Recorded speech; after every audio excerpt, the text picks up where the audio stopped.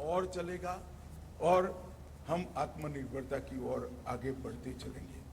Operation सिंदूर में BSF के मोहम्मद इम्तियाज अहमद और दीपक चिंगाखम ने मातृभूमि की रक्षा करते हुए सर्वोच्च बलिदान दिया। सेना के भी जवानों का बलिदान हुआ है। इस सभी को आज के इस कार्यक्रम के माध्यम से मैं मनपूर्वक इनकी वीरता की सराहना भी करता हूं और उनके परिवारों को बताना चाहता हूं कि आपने आपके परिवार का स्वजन जरूर खोया है, परंतु इसका नाम इस देश की आजादी की रक्षा के, इस देश के सार्वभौमत्व की रक्षा के इतिहास में स्वर्णिम अक्षरों से हमेशा हमेशा के लिए अंकित होगा। ये हम सब के लिए गर्व का विषय है।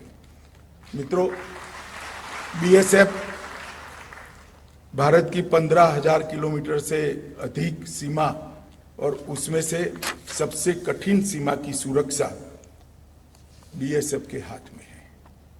कई प्रकार की विषम भौगोलिक परिस्थितियां बीएसएफ के लिए चैलेंज बनी हुई हैं, मगर मुझे आनंद है कि बीएसएफ ने विगत 5 साल के अंदर ढेर सारे तकनीकी समाधान ढूंढने का प्रयास किया है।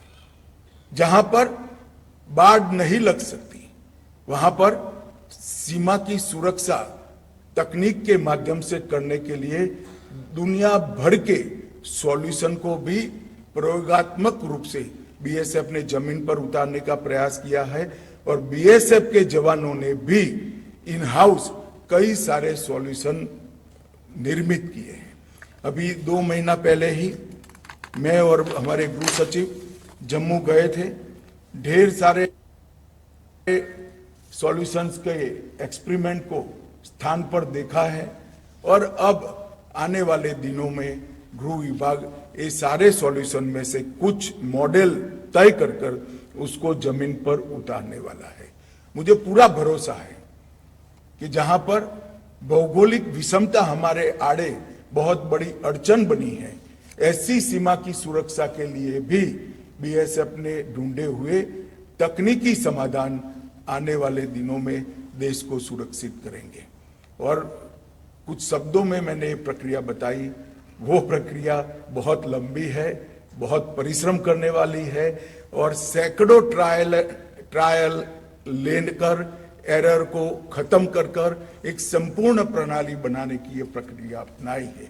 मैं आज इसलिए कह रहा हूं कि देश के नागरिकों को भी मालूम पड़ना चाहिए कि जहां नाले बस रहे हैं, नाले बह रहे हैं, जहां पर घना जंगल है, पहाड़ों की चोटियां हैं, जहां पत्थर है, ऐसी जगह पे जहां बाढ़ नहीं लग सकती, इसकी सुरक्षा के लिए भी बीएसएफ के जवान कटिबद्ध है और सतत पुरुषार्थ कर इसके तकनीकी समाधान ढूंढे हैं।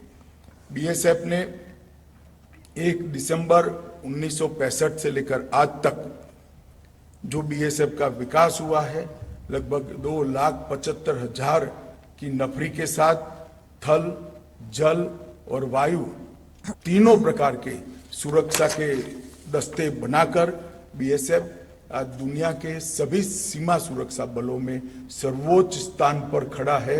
इसमें किसी को कोई शंका नहीं है। बीएसएफ आज अपनी भूमिका बहुत अच्छे तरह से निभा रही है और देश ने भी बीएसएफ के जवानों को हमेशा उनके पराक्रम को, उनके बलिदान को नवाजने में कोई कमी नहीं छोड़ी। 1 पद्म विभूषण, 2 पद्म विभूषण भूषण, 7 पद्मश्री, 1 महावीर चक्र, 6 कीर्ति चक्र, 13 वीर चक्र, 13 शौर्य चक्र, 56 सेना मेडल और 1246 वीरता के लिए पुलिस पदक बीएसएफ के जवानों को मिले हैं। वही बताता है कि एक बल इतने सारे पदक पर जब अधिकार करता है और सभी प्रकार के पदक पर अधिकार करता है तो उनकी निष्ठा कितनी अद्भुत होगी।